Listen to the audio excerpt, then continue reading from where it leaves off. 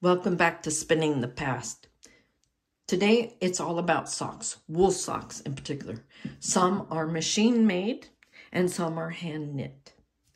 We're going to talk about different weights, what they're good for, and how to care for them a little bit, what's available basically out there in the marketplace. So let's start out with the thinnest. So this is a smart wool sock. It is very thin.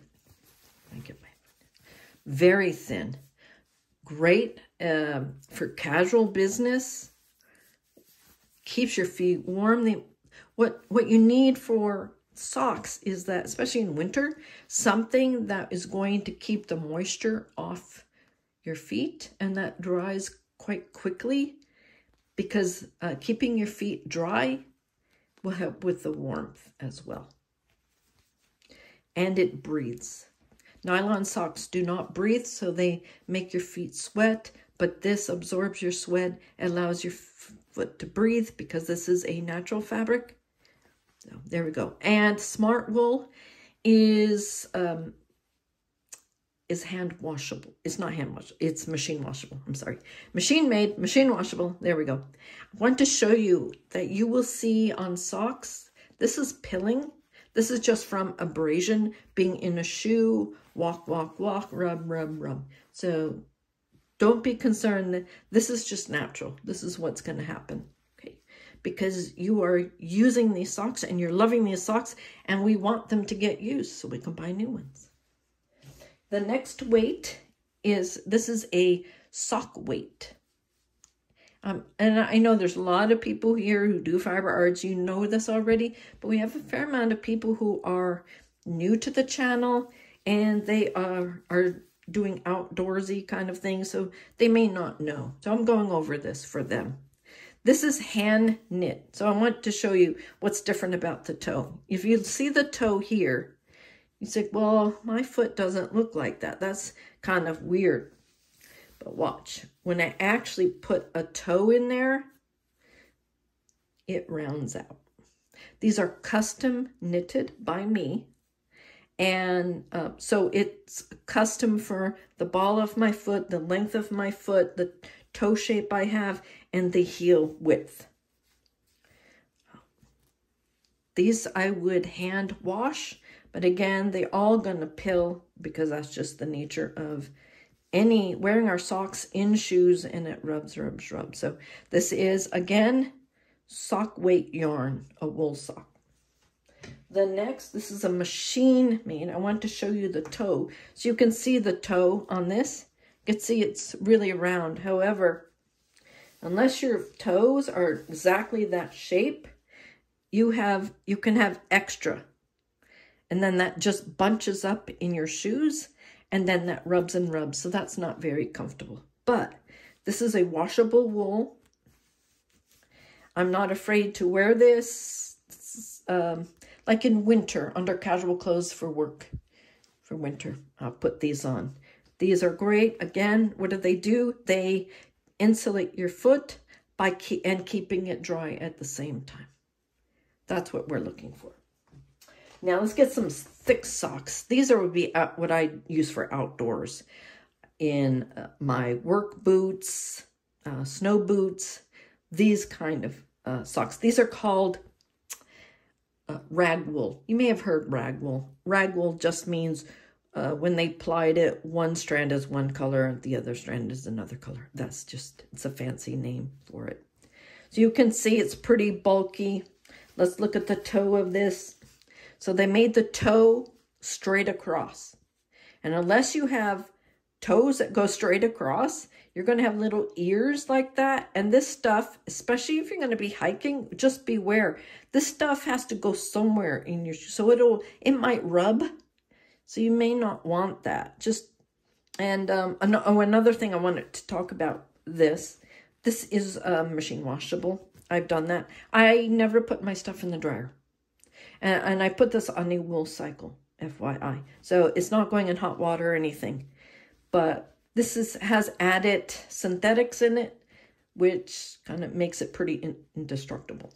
If you are one of those hikers, hunters, etc., I would whatever thickest sock you have that you know you're going to wear in a shoe, in a boot, you're going to want to go to the store. I don't care if it's July.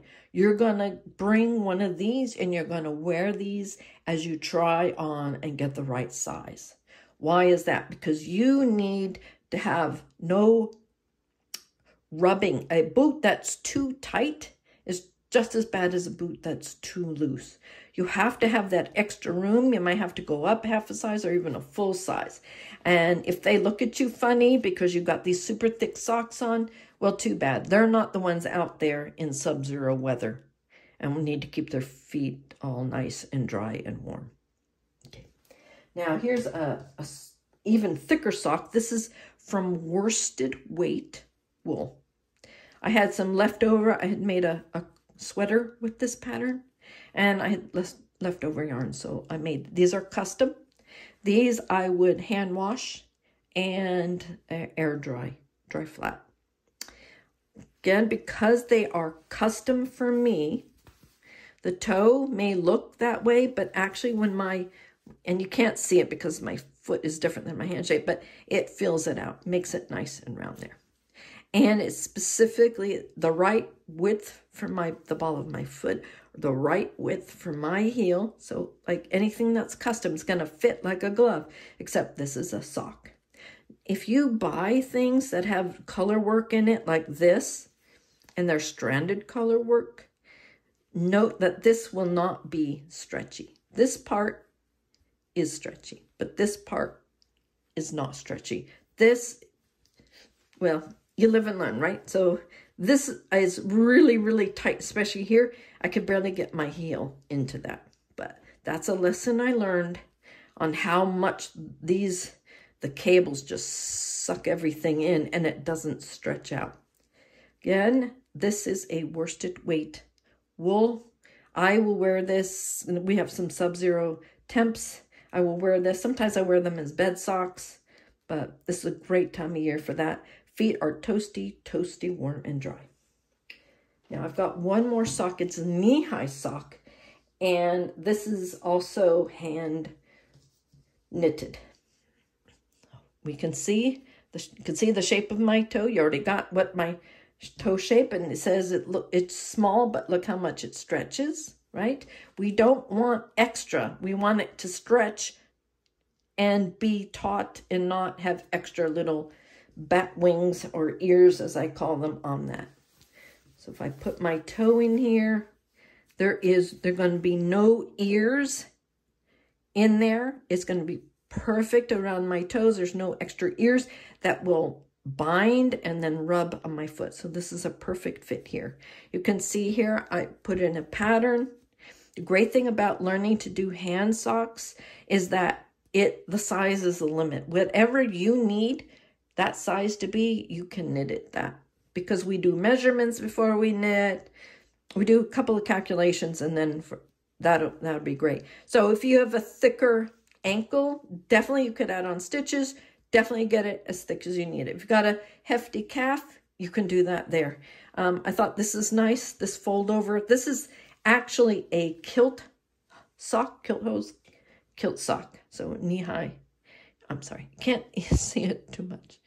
But yeah, I was very proud of these, that I managed to get 2 of them done, which is great because this took a lot of audiobook hours to do. But I just wanted to show you, we have people here who do Scottish reenactment.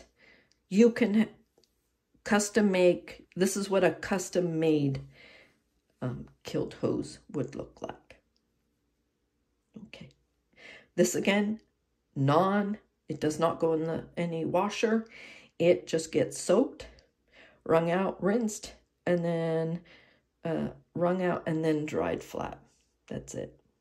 Wool dries very quickly. So especially in your house that's so dry this time of year, this just overnight will dry. So we've got the kilt hose. We've got the worsted weight. We've got a rag wool sock here. We've got a thicker casual sock. We've got a sock weight yarn sock. And we've got a thin casual wool sock. All these are wool socks. I hope this has been helpful for you today to know what's available. If you just, there's a lot of people who sell these socks, so they're not hard, but they're not inexpensive. Just know that. It's an investment. These are investment pieces, but they last for years and years. These I've had for a good 10 years. This is a good 8 years, so they last. So quality lasts. I hope this has been helpful to you. And if you have any questions, put them in the comments. And I'll catch you next time on Spinning the Past.